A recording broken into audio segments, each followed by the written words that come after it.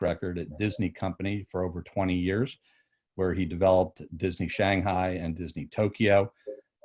Mike then was the president of Four Seasons and is exactly the right guy to be leading this business. We're going to also be joined by Anthony Munoz. This is a tremendous treat.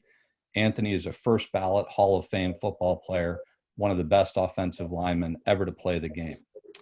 Carol Smith will then join us. She's the Senior Vice President and Director of Development Services for IRG. IRG has an outstanding track record in EB-5, which you'll hear more about from Carol. And we're thrilled to be their new partner.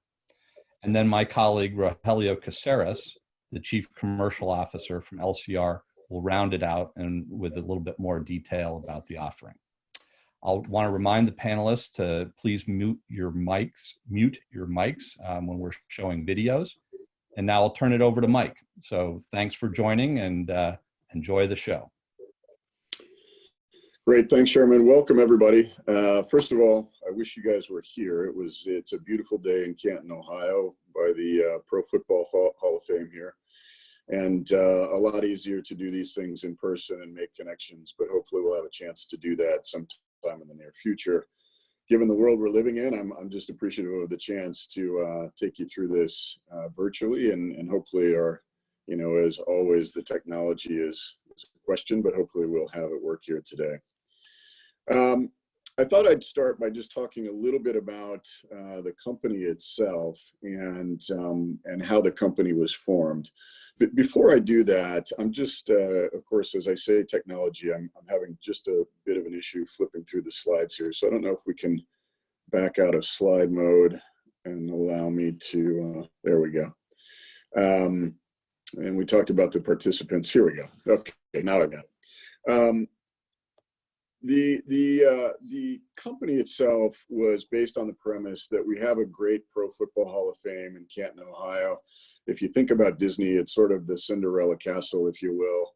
And we thought that by developing a set of assets around it, we could welcome guests, we could entertain them, we could allow them to be immersed in this great game of football. And beyond that, create an environment of excellence for them to enjoy with their family, their friends, and come back to over and over again. If you go to the next slide, the game itself has enabled us to do a great many things in considering a master plan that I'll take you through in just a few moments. But the company is based on two basic tentpoles. The first is creating this destination that we will immerse those guests in, as I spoke about. The second is we have a media company, and the media company has done many co-productions with NFL networks, ESPN, others. Today we do several components of the NFL kickoff game, the first game of the NFL season. We, of course, do our own enshrinement and many events that we produce and also help televise. And we've started this presentation with a video that sort of showcases what our media company can do, but it also showcases the kinds of things that happen here at the property today and the connection between the game and also the city of Canton and the Pro Football Hall of Fame. So why don't we go ahead and show the video real quick. This is the birthplace of pro football. From Tom Benson Hall of Fame Stadium. Ladies and gents, this is the moment you've waited for. You've been searching in the dark, your sweat soaking through the floor.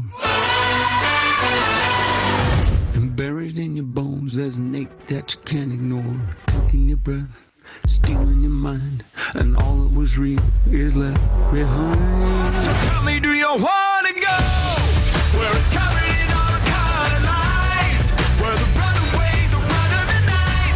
Impossible come true, it's taking over you. We light it up, we won't come down, and the sun can't stop us now.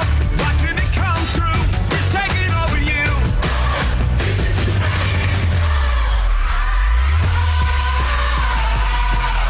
Colossal we come, these renegades in the rain.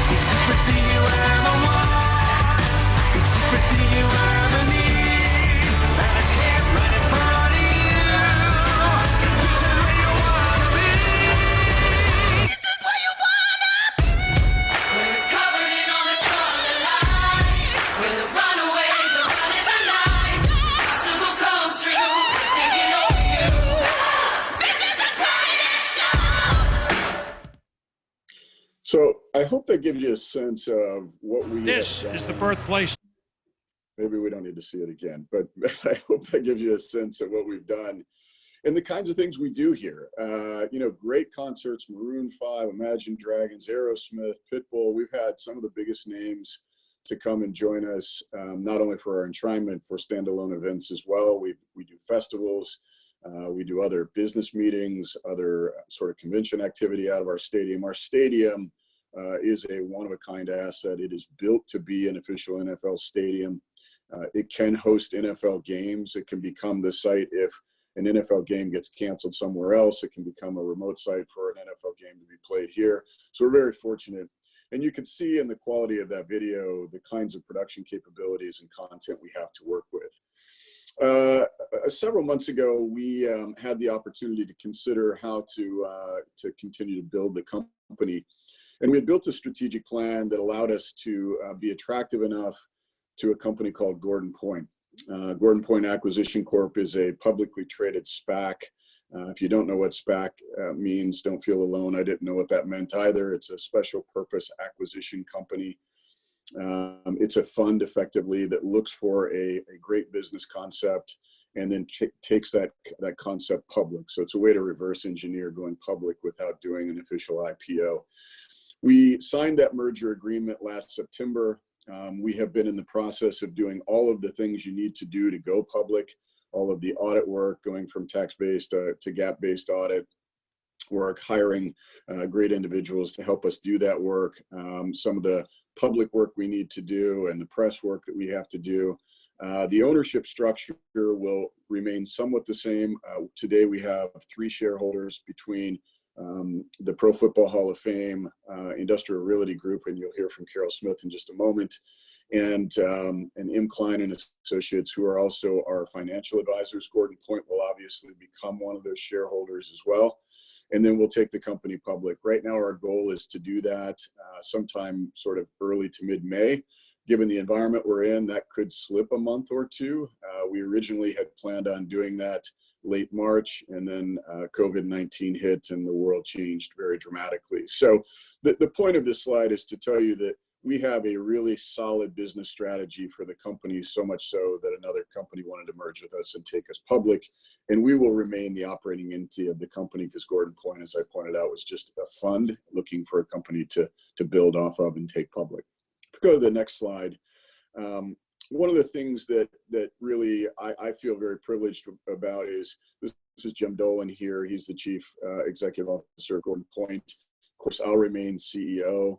The next slide, we've added some great personnel in Ed Kiernan and Graphis, and Jason Crom as our CFO.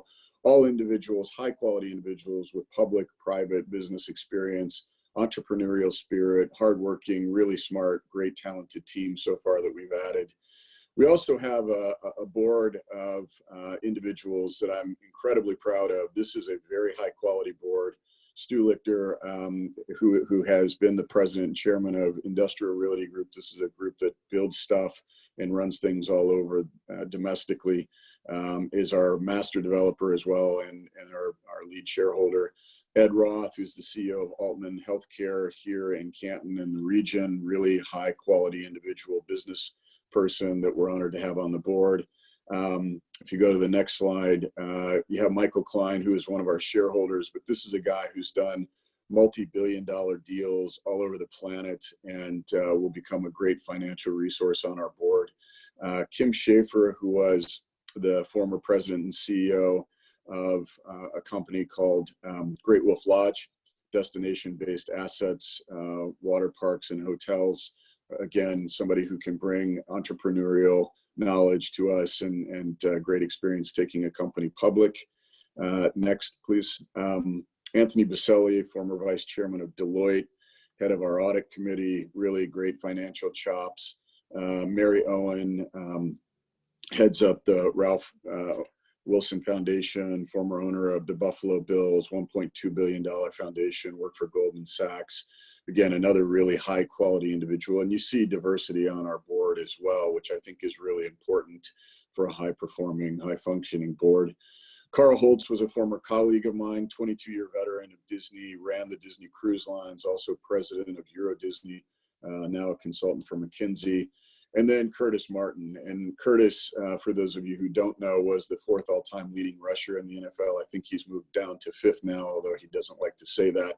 But really a high-quality individual who's passionate about the game. Honored to have him as a Hall of Famer as part of our board, and he is really focused on helping this destination be successful.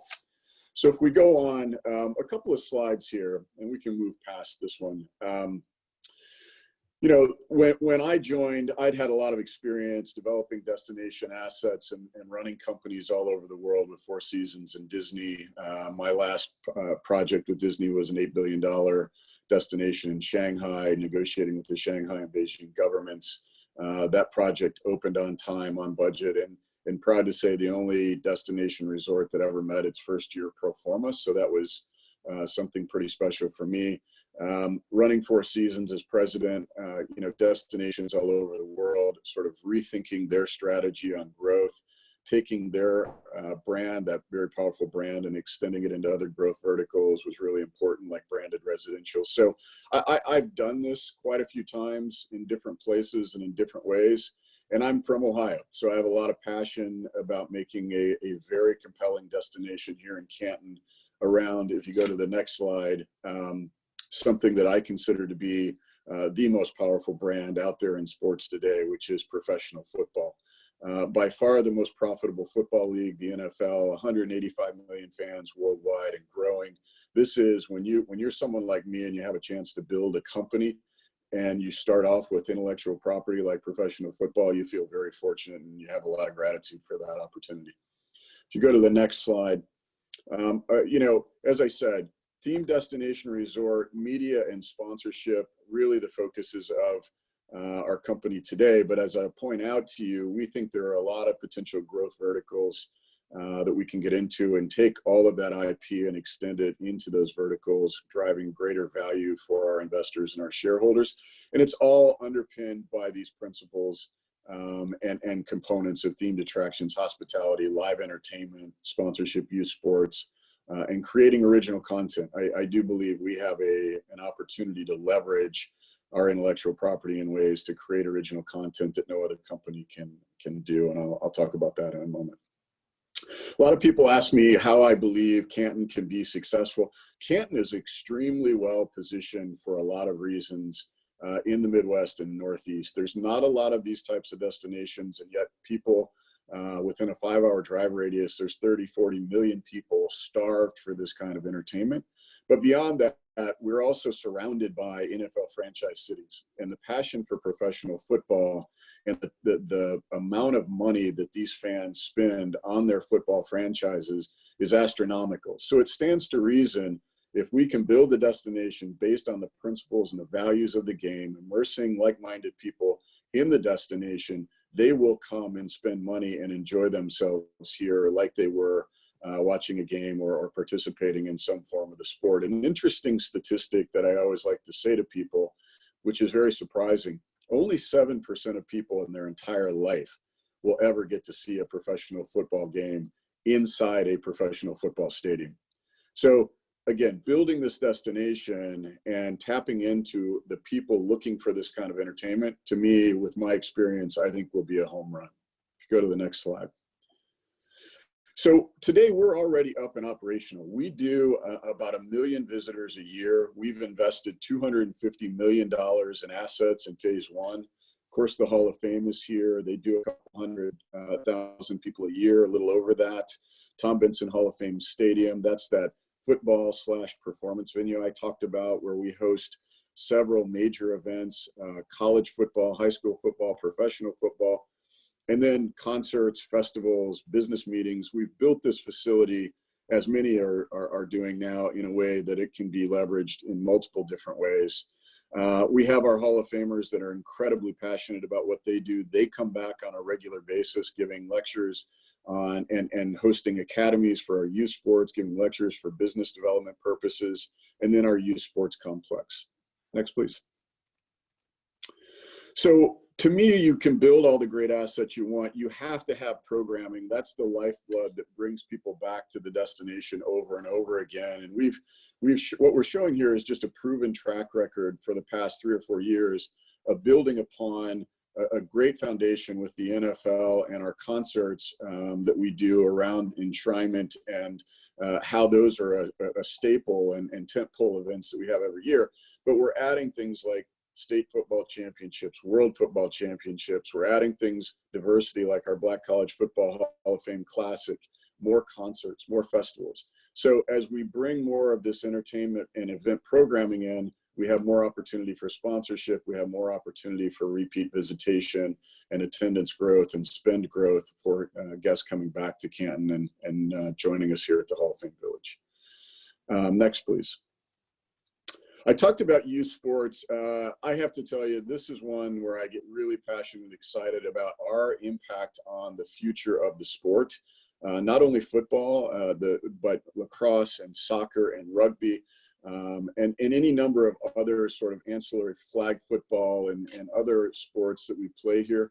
Our Hall of Famers come back. We give, values-based lectures on communication and teamwork and how to be a great athlete on and off the field. This is a big business around the world, $15+ billion industry. We've built world-class facilities. We're hosting world-class events, and we're hosting world-class development for these kids to come in. It's usually ages 8 to 15. We brought about 300,000 kids, families last year to this complex, and yet we didn't have any place for them to stay, to eat, to be entertained. And so that got me really excited. That 1 million people coming here, we're capturing a very small fraction of their wallet. And what we're looking to do is take that 1 million and extend it into about 2.5, 2.75 million individuals as we build out the destination. And I think that's very achievable. One of the things that gives me great hope for the growth here in attendance, there's a destination about an hour and a half away from us called Cedar Point.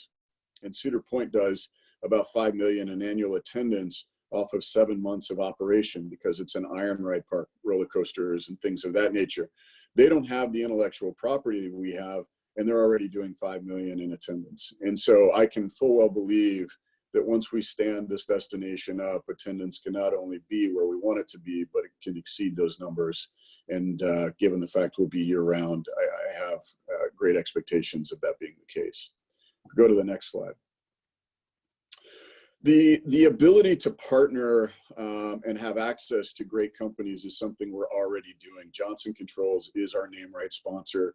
They've spent over $100 million long-term deal to be a part of this destination. Constellation Energy, the same thing. PepsiCo, Turf Nation, Zenith. We haven't even started to scratch the surface of sponsorships. And I can tell you, as we build more assets and we host more events, sponsors are very eager to be a part of a destination like this. There's very few places that you can buy into professional football as a sponsor. And most of those things are already taken up. Those categories are taken up with the NFL. These sponsors, and part of what we sell, is the ability to connect with professional football and the NFL in a way that is unique and special to them, and allows them to have access to that brand that they wouldn't otherwise have access to. So you can see here the revenue that we're projecting just off of sponsorships is going to be fantastic. Next slide, please. I talked about creating content. This is something that is really exciting to me, and I think untapped value that for years we haven't really leveraged in a way that we should. The Hall of Fame has an archive that contains over 50 million pieces of video, audio, imagery, archives, artifacts that we can absolutely leverage in our media division. We can absolutely leverage in other growth verticals, and we haven't done that today. And so we have a plan. We're starting to put some leadership in place, very experienced leadership. We have about a half a dozen shows, reality kind of shows, that we're already in production on, and we're shopping around. We've had great conversations with world famous directors like Pete Berg. Mark Wahlberg, who is a world famous actor but has a great production company, is in with us and wants to do a show called The Road to Canton, following these youth football championships, from the regional tournaments we run all over the country to the championships we run here. So this really becomes a linchpin for us to developing not only our destination here in Canton, but the media content and also other growth verticals that we have access to develop in as well. Next, please. When I talk about media, this is very, very, straightforward. Content is king. We have no desire to be a production company. There's plenty of those out there today. The content, the intellectual property we have access to makes us very unique. And there is absolutely no shortage of demand for great sport content and great football content, and no shortage of distribution channels. And they're growing every single day. For those of you who are locked at home like I am, with my fiance and couple of dogs, you're surfing the channels all the time. Direct to consumer now will change the face of how consumers consume content forever. It already has. And we think the ability to provide that content to those distribution channels will be very easy for us to do, and we're already doing it. Next, please.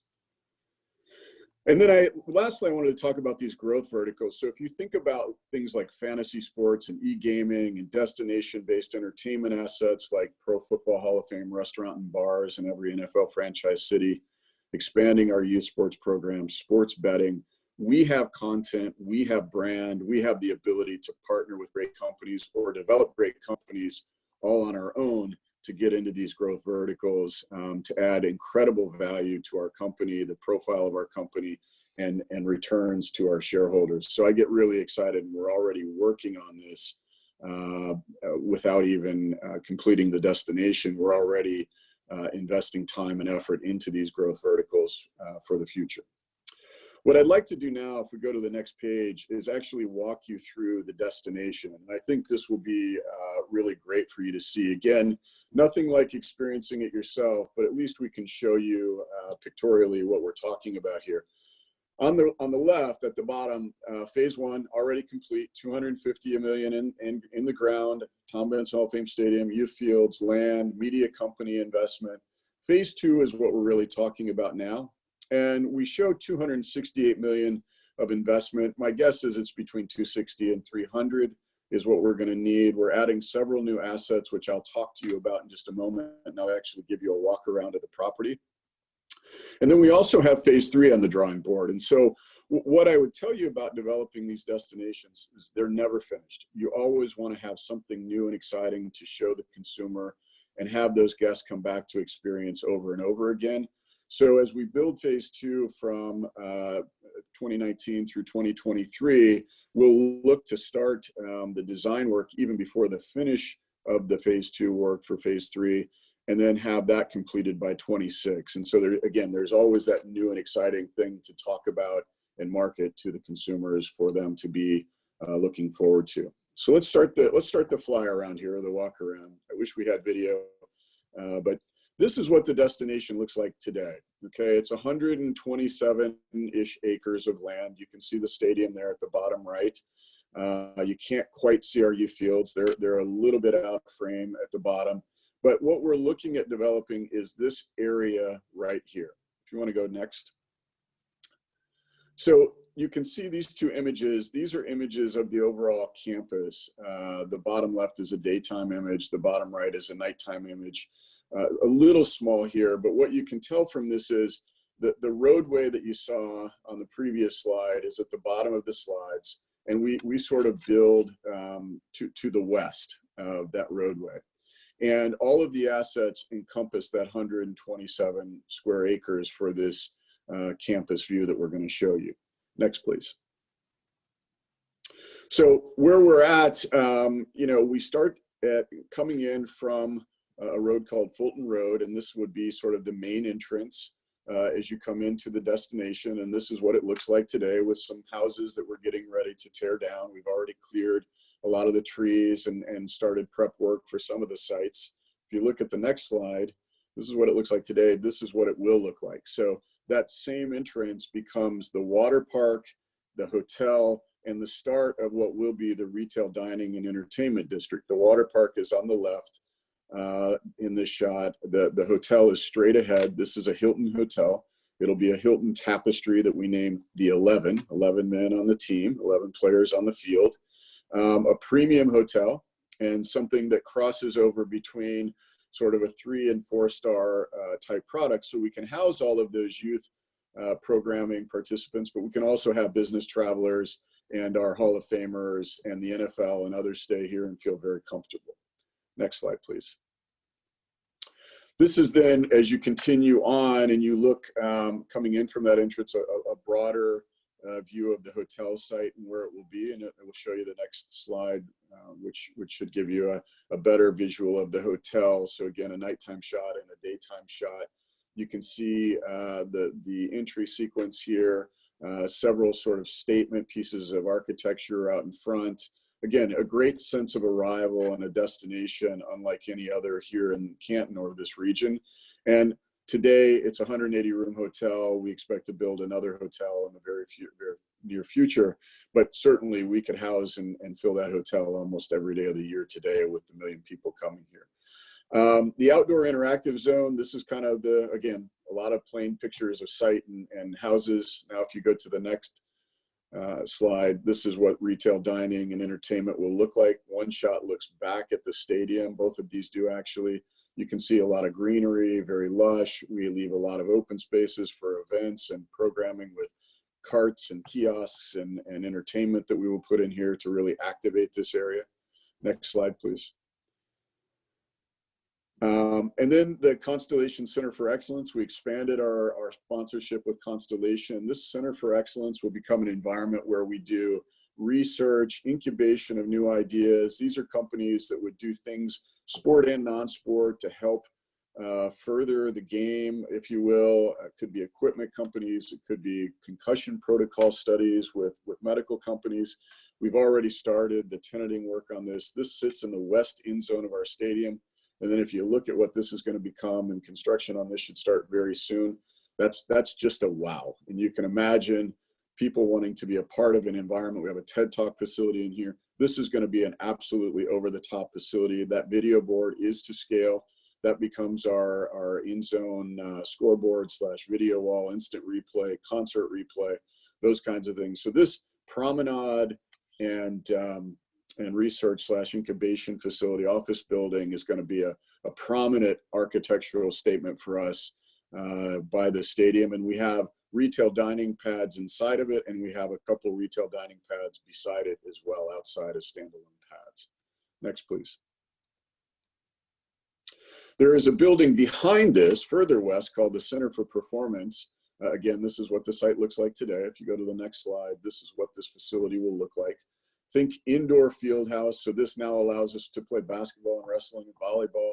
Also allows us to have band and cheerleading competitions. This allows us to have year-round access to indoor athletic facilities. But the great thing about this building is it's dual purpose. So we're building it also as an expo center, and we're also doing it as a convention space. So the front of this building is convention space, and then of course the building itself has the capability of hosting all those sport and non-sport events.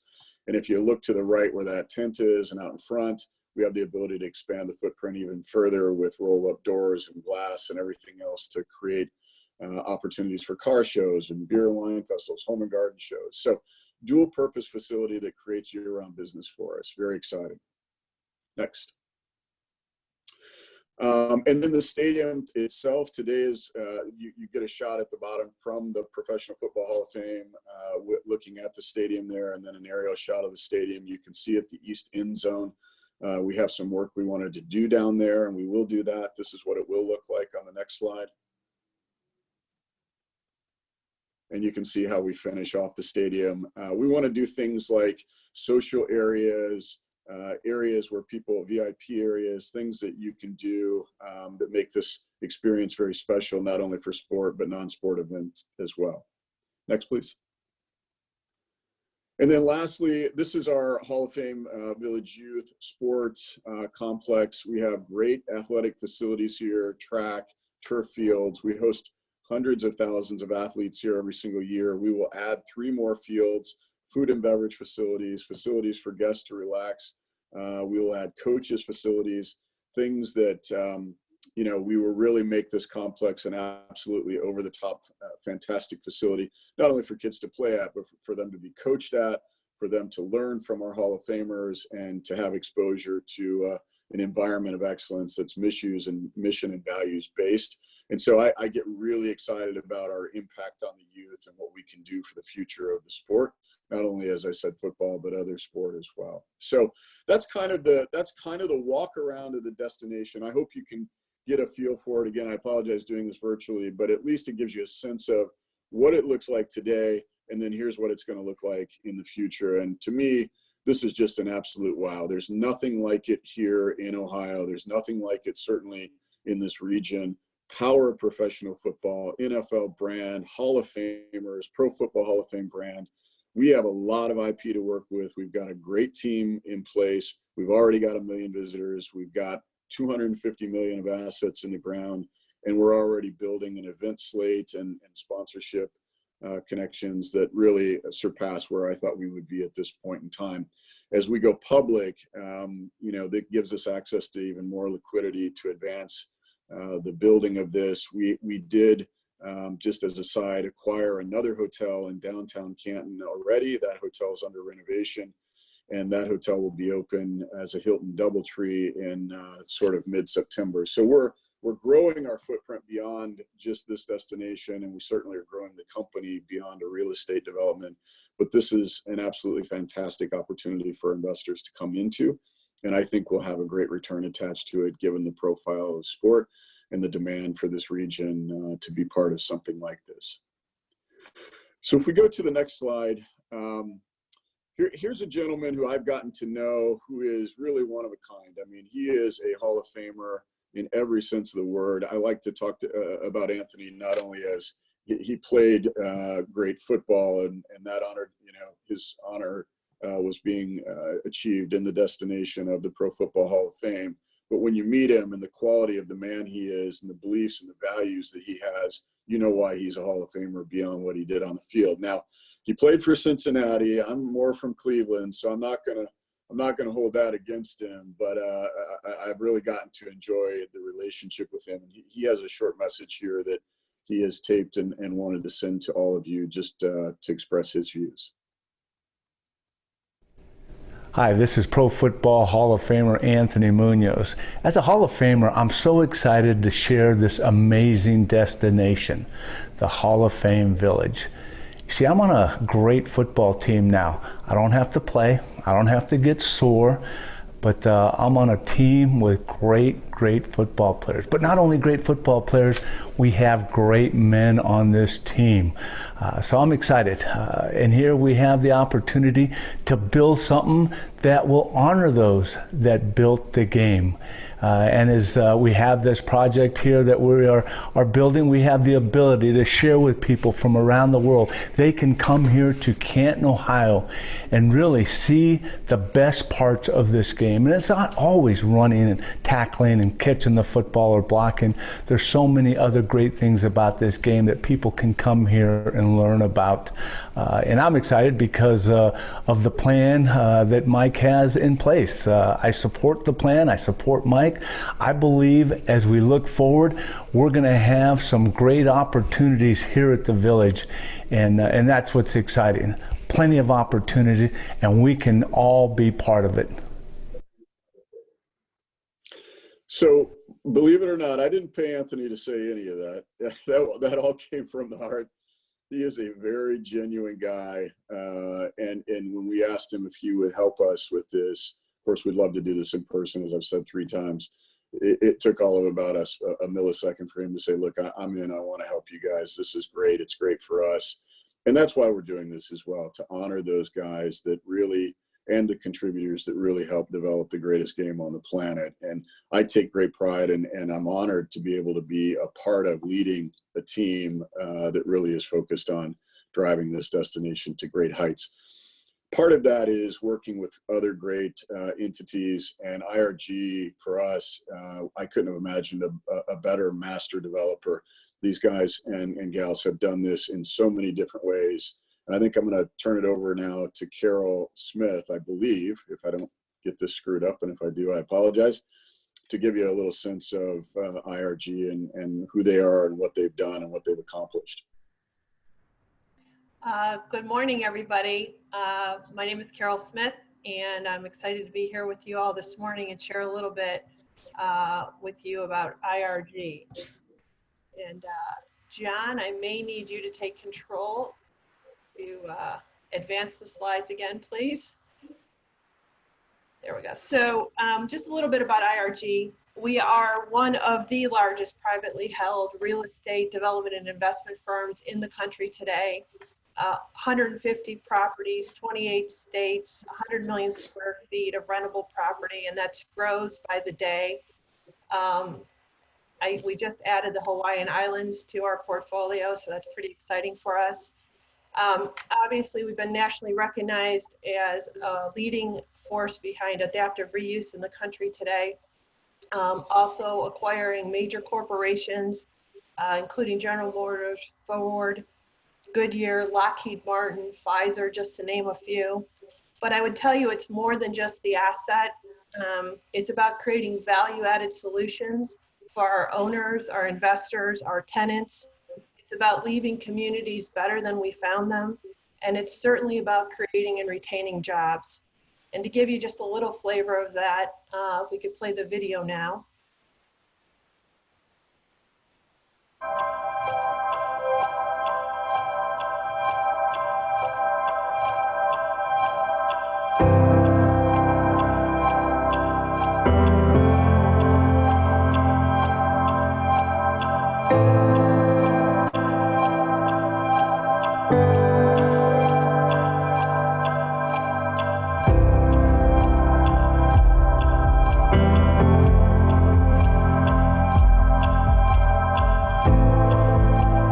IRG is a full-service real estate company. We have purchased major corporate sites from some of the largest companies in the world. We have over 2,000 tenants in our portfolio. Not just the big ones, but also a lot of small tenants, a lot of startups. We like to find properties that we can rebuild and reuse, and we're doing something. You're actually helping people and giving back to communities. Because our business model helps create really practical, functional space at a lower cost.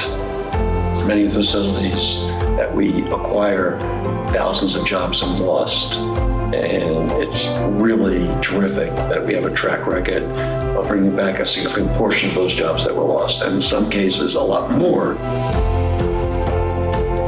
We are, by many standards, I guess, a startup.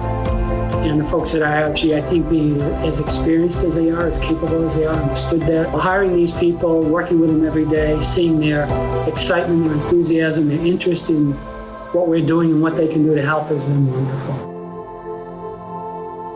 You need to pull in experts like this that have a vision that we didn't even come close to on what the possibilities for the site could be.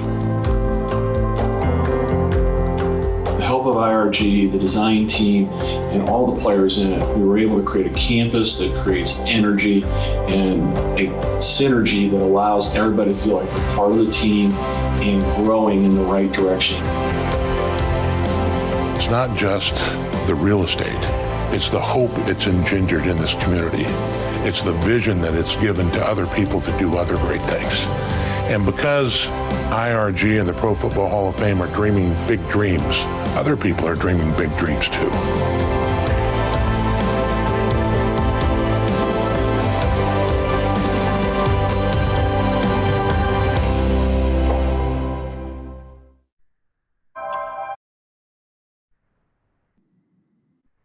So I hope that gave you a little bit of flavor of IRG and some of our partners that we've worked with. I'll expand on a couple of those that you saw in the video and how it tied to our development success with EB-5. But in the video too, you saw two of our great leaders, obviously with Stu Lichter, our president and chairman of the board, and John Mace, our chief executive officer. Between the two of these gentlemen, they have over 40 years of experience in real estate. And they've also been featured obviously in multiple media outlets. They both started on the East Coast and now they're both on the West Coast. So just great leadership we have in both of those gentlemen. If we could move to the next slide. So want to just talk a little bit about IRG and a developer of EB-5 projects and our success. As you can see from the slide, obviously $353 million has been raised since 2008 across 10 different projects, and then including $246 million of EB-5 loans repaid. We've run projects in McClellan Air Force Base in Sacramento, California, in Downey, California, and in Akron, Ohio with the Goodyear project. And then of course, we have got the project now that we're all talking about, which is Johnson Controls Hall of Fame Village. As you can see from the slide that is up now, it is the 10 projects that we've run with EB-5. The huge success and track record we have as a developer with this program. It's been instrumental for us.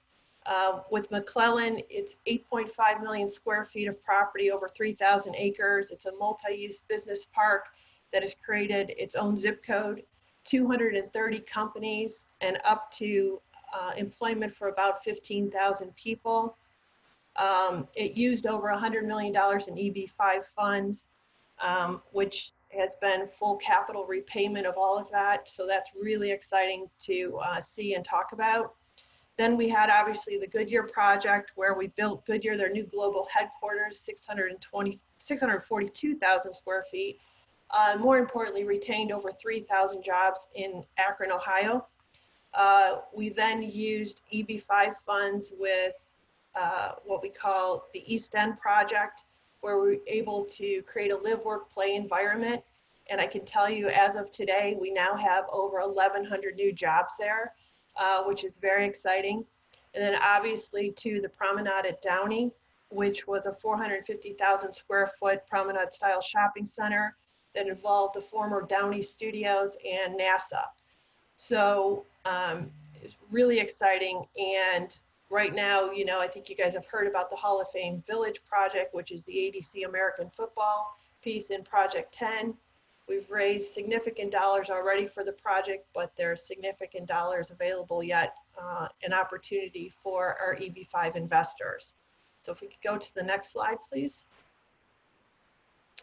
And then this is just a quote, as you can see Stu here, and really what he's talking about here is his vision and dream. And we look at this as a legacy project that'll be something really for everyone, for children, for parents, and for corporations. And then obviously we had the honor to have LCR senior operating team visit us here in Canton back in November. And we certainly look forward to the opportunity to host all of you guys again in Canton here in the near future. And now I will turn it over to Ro from LCR to give you a little bit more information on the EB-5 project. Thank you, everyone. Good morning. My name is Rogelio Cáceres. I'm the Chief Commercial Officer of LCR Capital Partners based here in our Miami office. All the best to everyone on the phone. It's a veritable Pro Bowl roster of attendees, both immigration attorneys, our cherished referral partners, due diligence folks from the EB-5 space, and of course, some prospective investors. Let me move to the next slide. Here we go. Perfect. EB-5 is in many cases a once in a lifetime decision, right? By definition, an investor comes to this decision not having done it before. It's really not for an economic return. And so they are looking for guidance in terms of investment in the United States. In many cases, a country they've never invested in before. Finding the right partners in the US is important. And that's our role, is to serve as that trusted US advisor to our clients and their families. So given the importance of the decision, and you know, it leads to binary outcomes. Either you get a green card or you don't. Either you get your capital back or you don't.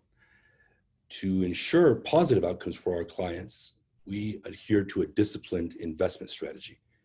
Conservatively structured funds that follow three underpinning criteria. One, exemplar offerings. Why take any risk as an EB-5 investor if you don't have to? If the US government has already reviewed the project documentation and pre-approved it, that gives us a very good sense of comfort. EB-5 has been around for decades, right? Since 1990, number two. But very few developers have been around as long as IRG in this space. So finding a developer like this is a true treat for us, and one of the reasons why we're so excited about this offering.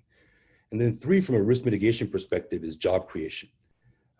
If a project's already under construction, if it has the team already in place and the commitment from a developer to put money in and start building, not only does that show commitment, skin in the game, but it also shows job creation, which can benefit our investors. So we review a lot of projects. A lot of different opportunities come to us over the years, hundreds, in fact, since launching our efforts. But only one or two is ultimately selected, and this is our first of hopefully many with IRG, a true titan in the industry. Next slide, please. So approvals, it's the fundamentals, right? Great coach Vince Lombardi once said at the beginning of camp, he grabbed a little pigskin in front of his players and said, "Gentlemen, this is a football," right? It comes down to the fundamentals. EB-5 is in many ways the same. If a project already has an exemplar approval, and this one does since 2017, if it has over 100 investors with approvals, that's fundamentally a sound project from any perspective that you can think of. And we certainly agree that's the case.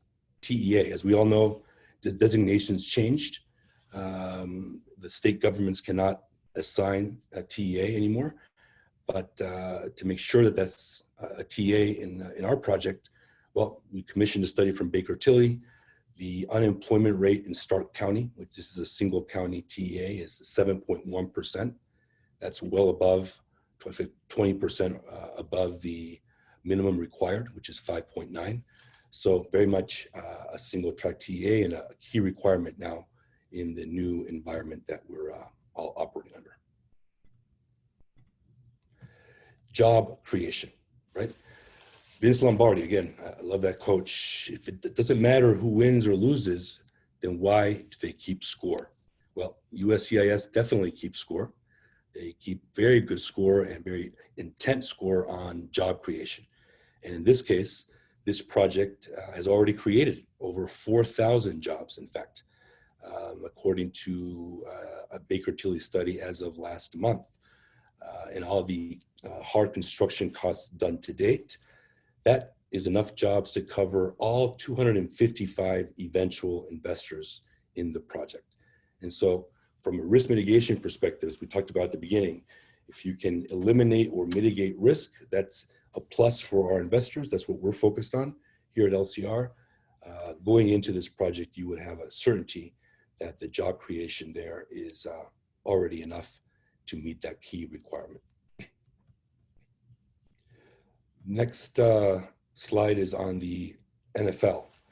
Well, great teammates. One of the best teammates we could find, we certainly have a lot of confidence in, is the most profitable, largest sports league in the world, over $25 billion in revenues.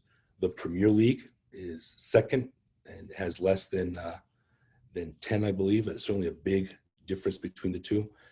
They are partners in this project. They believe in it. We all know the Hall of Fame is hallowed ground, and having that type of partner in this is very reassuring.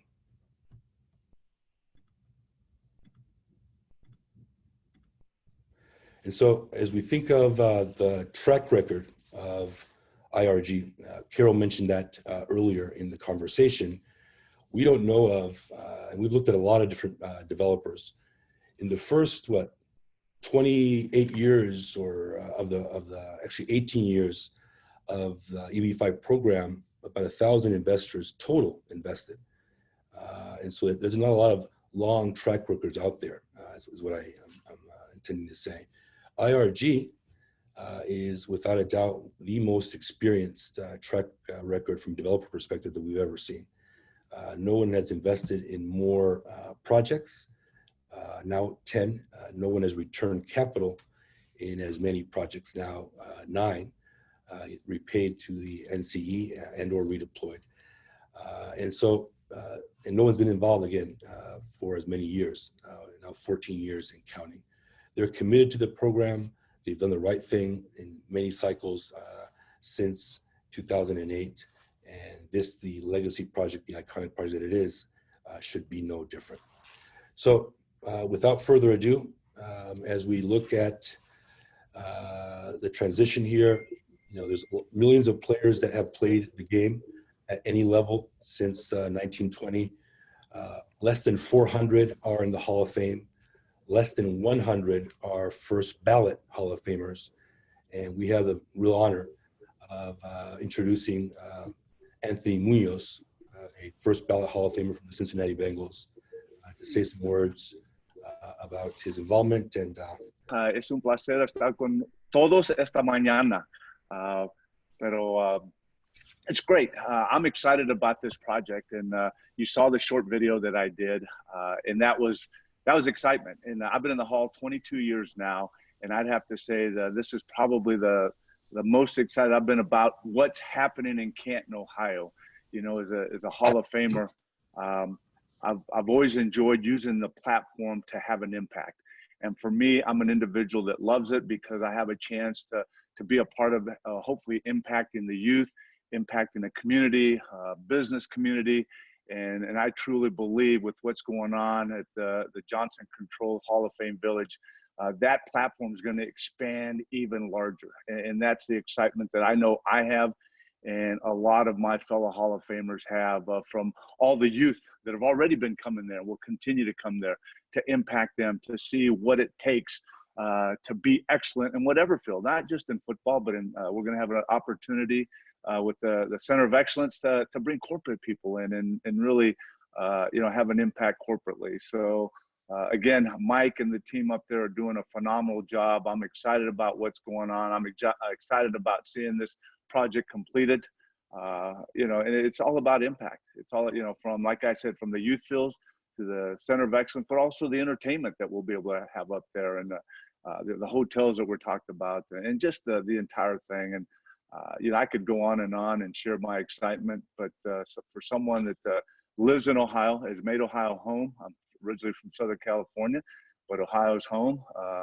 I'm excited what's going on up in Canton, Ohio, where pro football started. What a better place. There isn't a better place to do something like this in Canton, Ohio. So again, I appreciate all of you for being here, and hopefully as you join the team, I'll get to meet you as a teammate. So again, thank you for having me on this morning. Thank all of you for being on, and John and the entire team up at the Johnson Control Hall of Fame Village. Thank you. Thank you, Anthony. This is directed to Mike. Has the COVID-19 affected the expected timeline of the construction of the project? If yes, how? What other potential impacts do you see, Mike, around foreseen or unforeseen around the effects of the pandemic for this project? Yeah, first, let me just say thanks again to Anthony. It was great to have him on. I also want to recognize LCR and the absolute professionals that they are. I realize we're running out of time. I'm certainly available longer if anybody does want to stay on. I'm happy to stay on if that helps. To the question, as you would expect, the world is a very different place. We've actually had to pause construction sites. We want to make sure the health and safety of everybody is the first and foremost thing that we consider. We have redeveloped our construction timeline to consider about a 3 to 6 month delay. So just pushing things to the right. It hasn't impacted what we would build. It hasn't impacted the returns on the return projections for the company.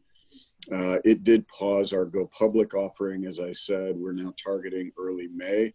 We'll have to see with the volatility in the markets if that is in fact going to happen, or we have to potentially delay that for another month. We want to give ourselves and our investors the best chance for success. And so we meet, my senior executive team meets 3 times a week.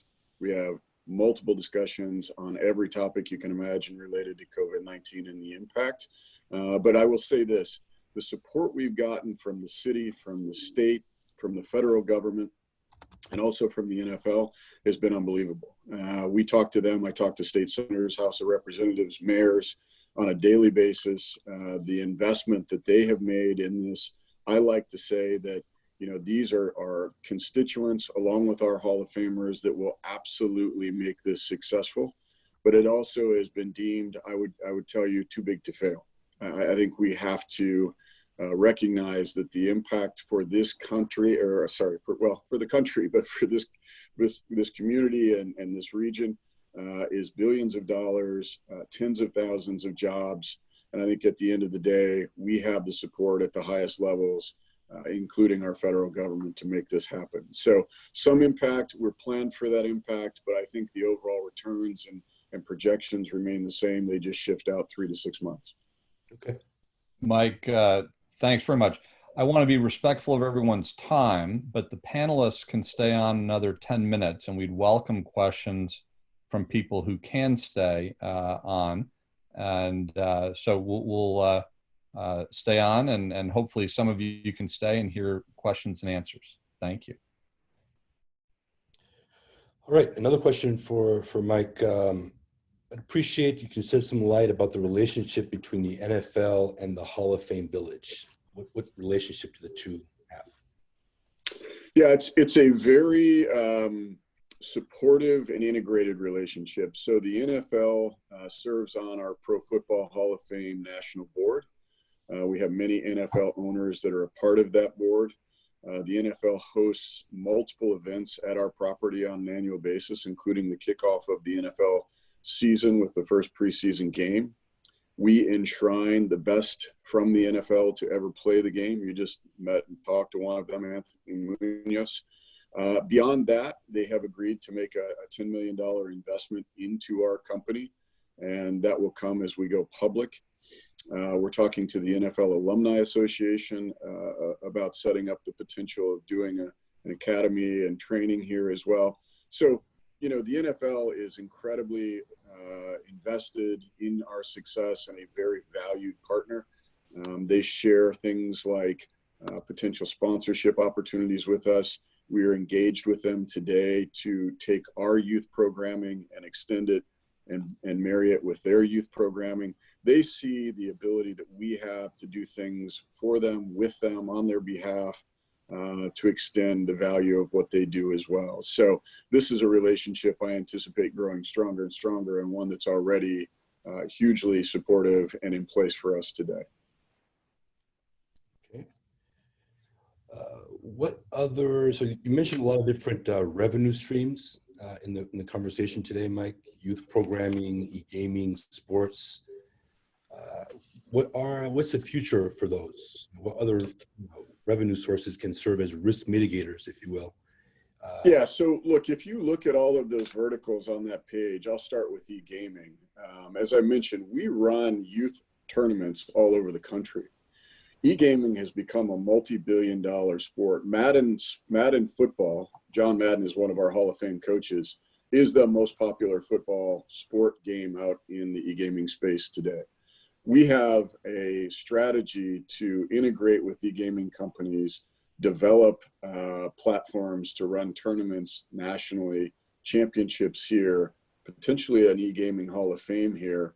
The NFL is now talking about an e-gaming platform. Look, as we consider a season where maybe there are no fans in the stadiums or a shortened season, look at what the NBA is doing with the horse competitions and the NBA teams having NFL or NBA franchises, e-gaming franchises. The NFL is considering that as well. And so we anticipate an ability to create content with what we have. You can imagine a Hall of Famer game versus the best of today, partnering with e-gaming companies, running tournaments, using our Pro Football Hall of Fame brand, licensing that. And we think that's going to be just a home run for us. We're talking to fantasy sports leagues today. Fantasy sports, again, multi-billion-dollar industry. There's no reason there can't be a Hall of Fame fantasy sports league. I'm giving you sort of a vision for what I have as the company. I talked about destination-based assets. If you think about creating Pro Football Hall of Fame restaurant and bars in every NFL major franchise city, we've already signed a deal to do the first one in Vegas. And then you think about how to program these spaces. Boy, this is the place where you have e-gaming tournaments. You have Hall of Famers come in and do lecture series. You have maybe, sports betting in the states where these things are legal. And gosh, you got great restaurant and bars that have a slant towards a small museum. If it's Seattle memorabilia, all those kinds of things, and so on and so on. And that's really exciting to me youth sports, I think, will continue to grow for us in so many different ways. Hall of Fame academies, maybe even youth education, as IMG does down in Bradenton, Florida. And then lastly, sports betting. And sports betting in Ohio is not legal today, but we're in conversations with state senators to pass legislation that would allow for a test site in Ohio to start sports betting, but that test site has to have had a football-based museum in place for over 50 years at a site that will be a destination in Northeast Ohio.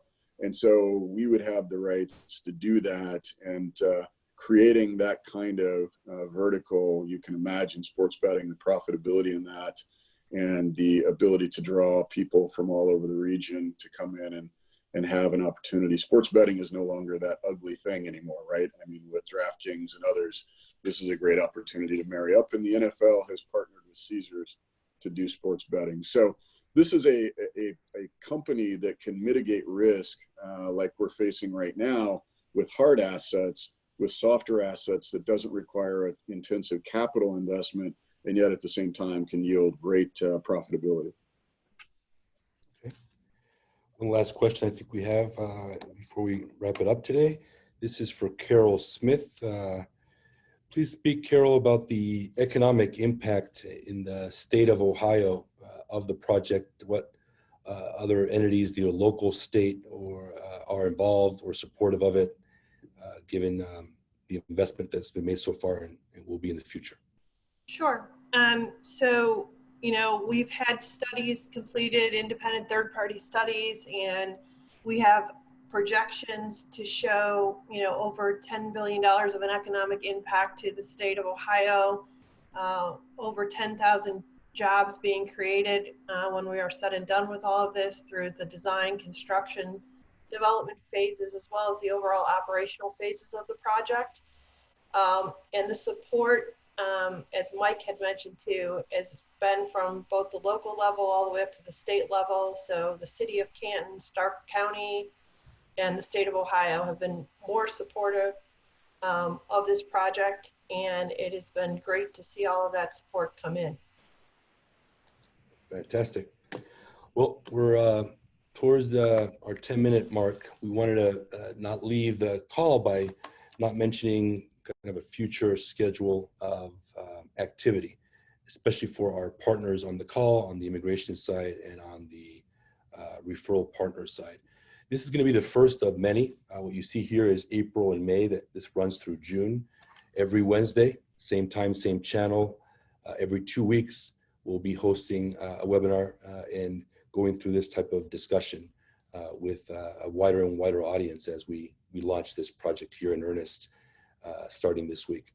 So it's going to be quite busy.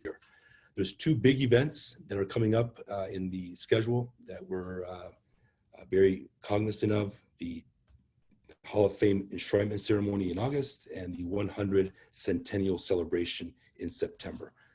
Thank you very much, everyone, for attending. This will begin to be the first of many. We appreciate your time and effort. Thanks, Mike. Thanks, Carol.